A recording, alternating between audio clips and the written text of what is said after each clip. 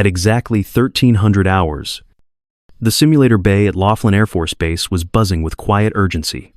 The large room smelled faintly of ozone and machine grease. Screens flickered. Cables curled across the polished floor. Senior officers had gathered behind the observation glass, leaning in just slightly. Some sipping coffee. Others glancing down at tablets. This was supposed to be a standard evaluation run. Nothing more than a scheduled systems check. Ava Monroe stood at the central console. Airman First Class. Young. Slight in build. Her flight suit was standard issue. Spotless. Sleeves neatly rolled just above the wrist. She wore no makeup, no flair, and her hair was pulled back in the kind of bun you could set a clock by.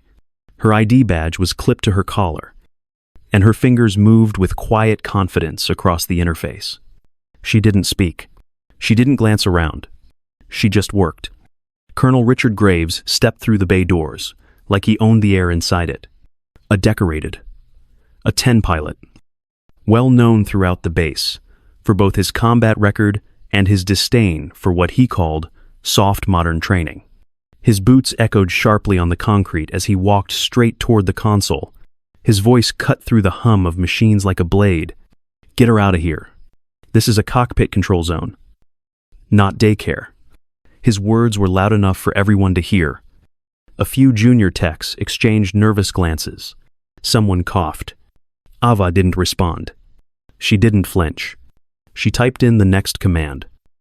Eyes fixed on the screen. I said, "You don't belong here."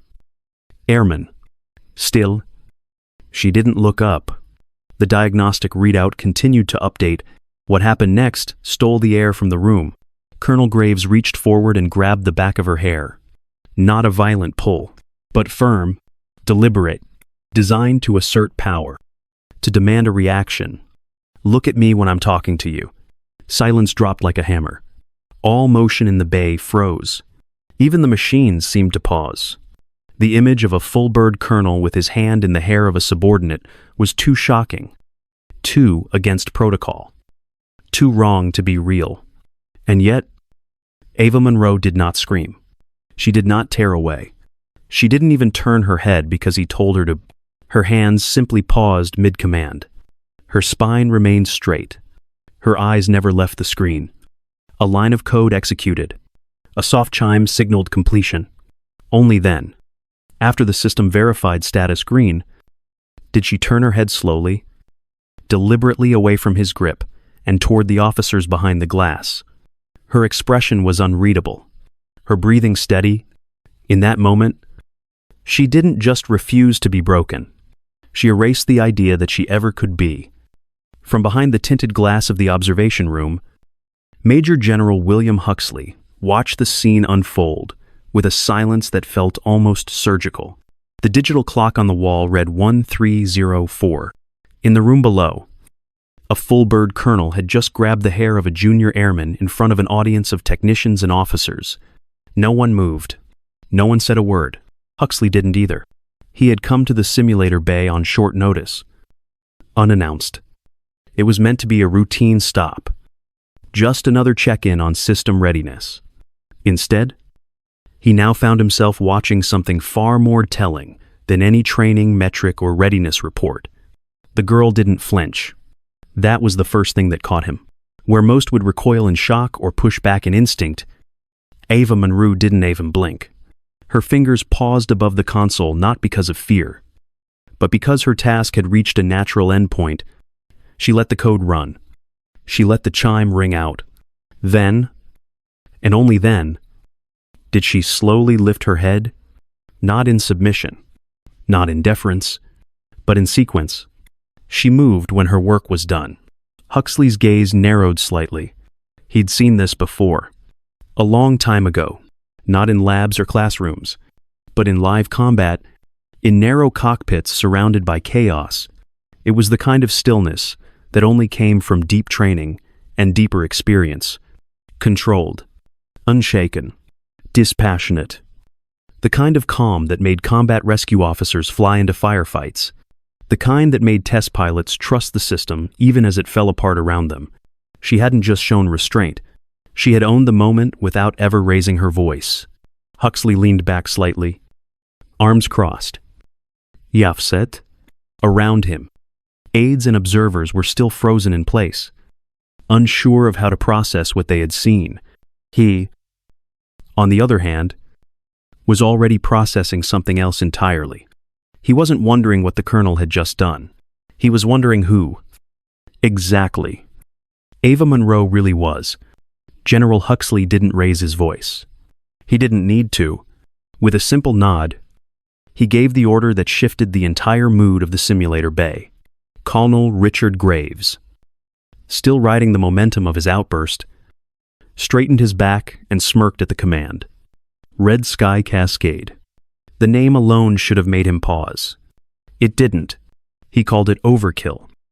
Said it was designed for kids fresh out of UPT, claimed that real pilots didn't need to be tested by video games. The T6 Texan 2 simulator hummed to life at exactly 13:20.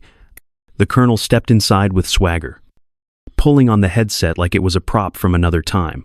From the control room, technicians prepared the parameters: multiple cascading failures, dual engine shutdown, hydraulic lockout, navigational misalignment, electronic warfare interference. And on top of it all, a wave of simulated hostile air threats designed to confuse and overwhelm. The moment the test began, the cockpit lit up with chaos. Alerts screamed from every panel. The master caution tone wouldn't stop. The display flashed red across every axis. The simulated aircraft began to yaw violently, slipping into an uncommanded roll. Instead of stabilizing, Graves yanked hard on the stick, like he would have in his old A-10, expecting feedback that never came. Fly-by-wire doesn't care how strong your arms are. He barked into the mic, demanding backup systems, override codes, anything to wrestle control. He tried the throttle. Dead. He tried the rudder. Locked. His responses became erratic. His voice cracked. He was reacting, not flying. By 1 minute and 23 seconds, the simulation registered catastrophic loss of control. The final message appeared on screen, cold and emotionless. Aircraft lost. Pilot Kia. Inside the control room, no one spoke. The colonel stepped out of the simulator, flushed and breathing hard. He blamed the system, called it broken, said no pilot could have survived that. But even he didn't quite believe it. His legacy had just hit a wall he didn't see coming, and everyone in the room could feel the shift, not just in the air, but in the chain of relevance. When General Huxley spoke, it was barely above a murmur, but the weight of his voice cut through the air like steel. He didn't raise it. He didn't have to. Ava Monroe, still standing at her usual console, didn't blink. She didn't ask for clarification or even shift her posture. She simply gave a small nod and walked toward the simulator. The room fell into a strange kind of silence. Not just Kia tense. Electric silence. No one said a word. No one dared. She stepped into the cockpit of the T6 Texan 2 simulator at exactly 13:40. Her movements were precise. Not rushed. Not cautious.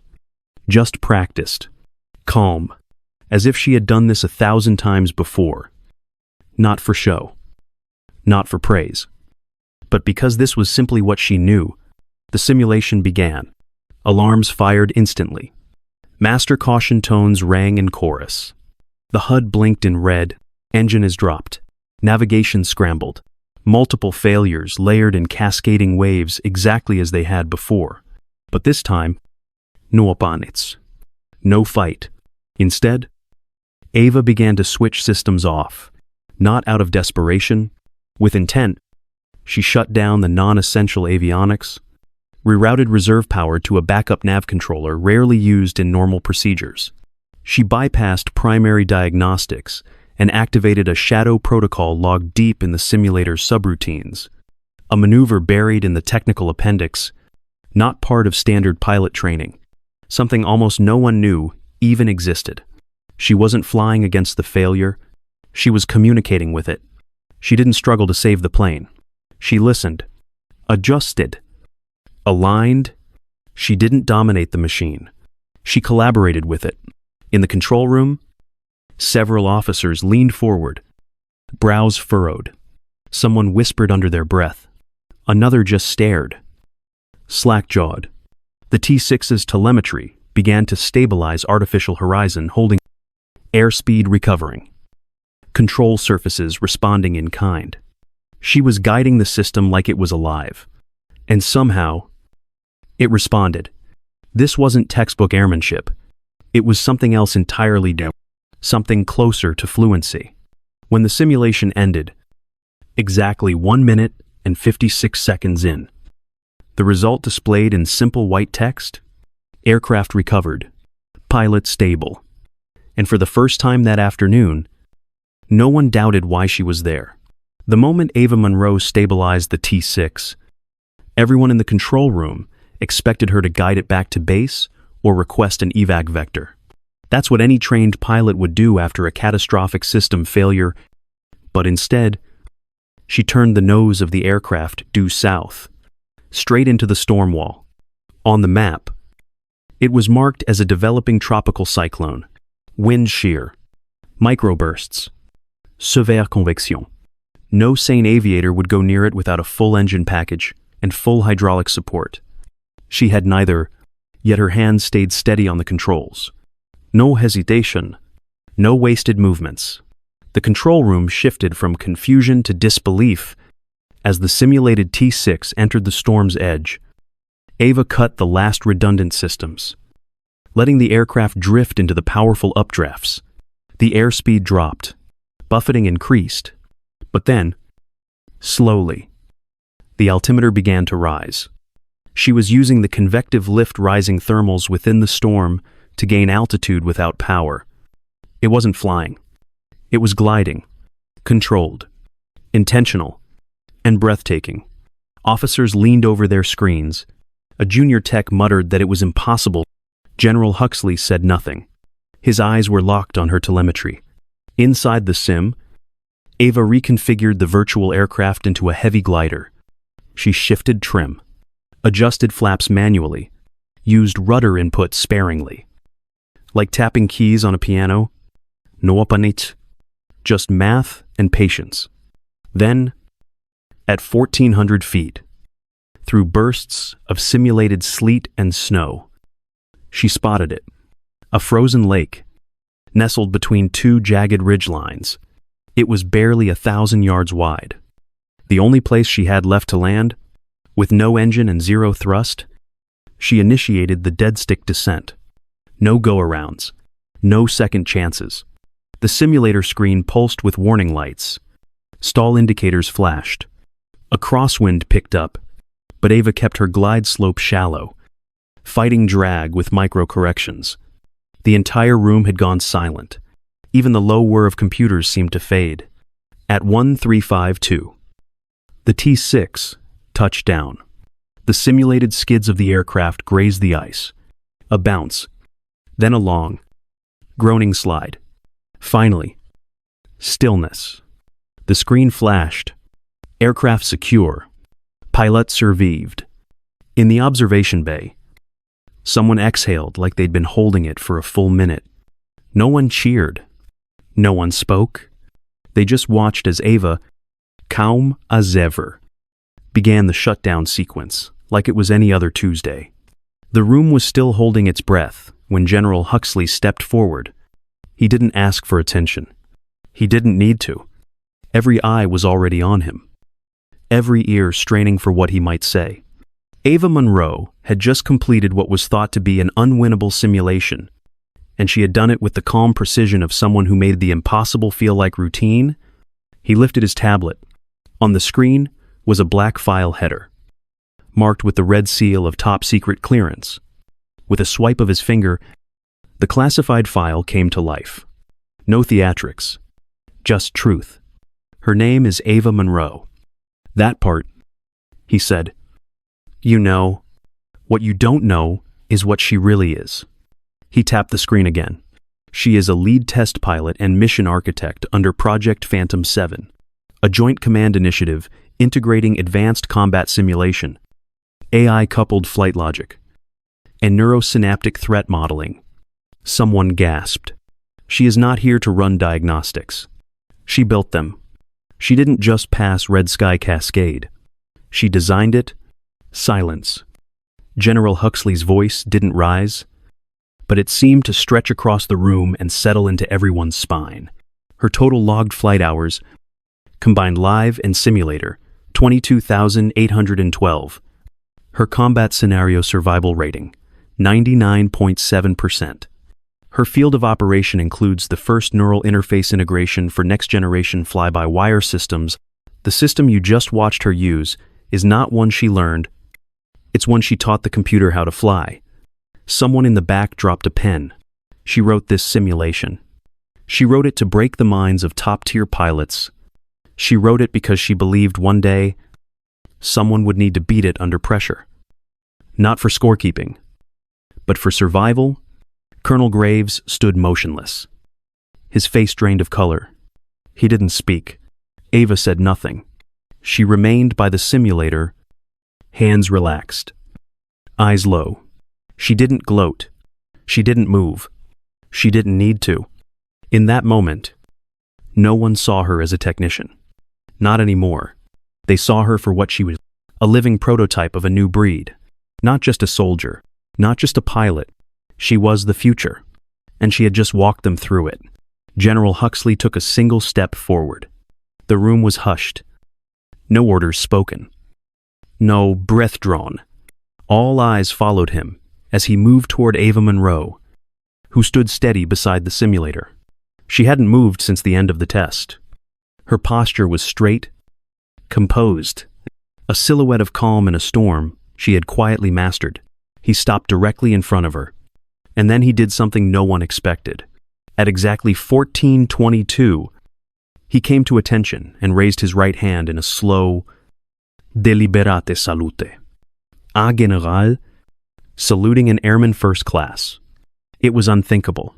It broke every known ritual of military protocol, and yet, not a single person in that room dared to question it. Because at that moment, everyone understood exactly what it meant. She didn't return the salute right away. She looked at him, eyes steady, unblinking. Then, without a word, she lifted her hand and completed the gesture. Her salute was clean, controlled, not rehearsed, but lived. They held the moment in stillness. And in that moment, rank meant nothing. Skill meant everything. She wasn't just being recognized. She was being acknowledged. Someone in the room captured the frame with a security camera. Months later, that image hung in the main briefing room of Laughlin Air Force Base. Beneath it, a simple brass plaque read the new chain of command, and everyone who walked past it knew exactly what had changed. Colonel Richard Graves was reassigned within 72 hours. The official orders placed him at a remote weather outpost outside Bethel, Alaska. No announcement, no ceremony, just a quiet departure tucked into the logistics board like any other name. But before he left, he asked to see Ava Monroe. They met just outside the simulation bay. No crowd. No rank pulled. Only a few technicians in the distance saw them speak. He didn't say much, just stood there, stiff, struggling for the right words.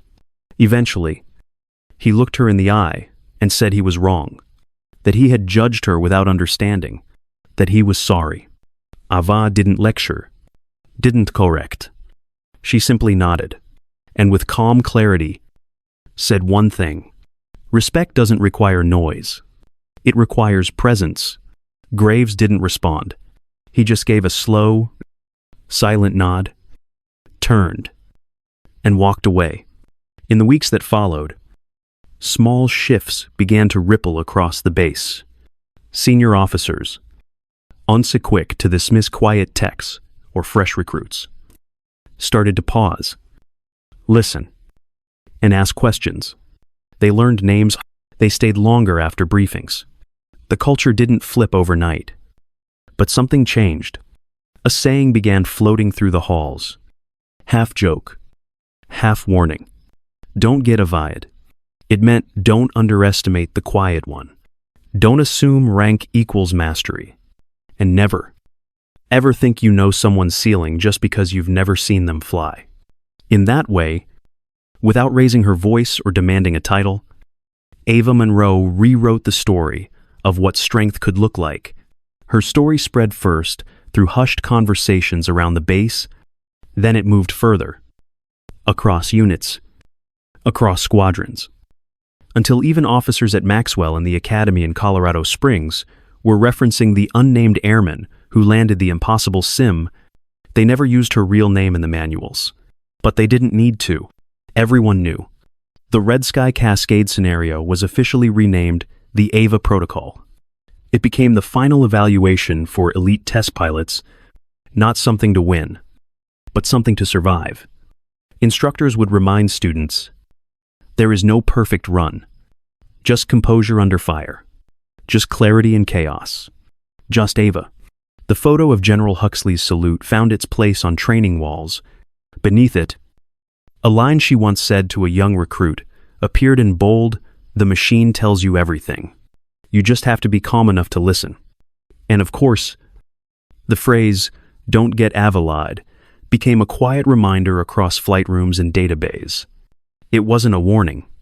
It was a code of respect, a signal that you never know who's watching, or what they're capable of. Ava Monroe never asked for attention. She declined interviews, never accepted promotions tied to her simulation performance. She stayed in the background, refining systems, writing emergency protocols, coaching new techs on handling pressure, not with speed, but with stillness. And when those young technicians were called into real emergencies, they responded the way she taught them, not with panic, but with precision, and in that way, her legacy lived on, not in medals or monuments, but in readiness, in calm, in the quiet power of someone who didn't need to be seen to change everything.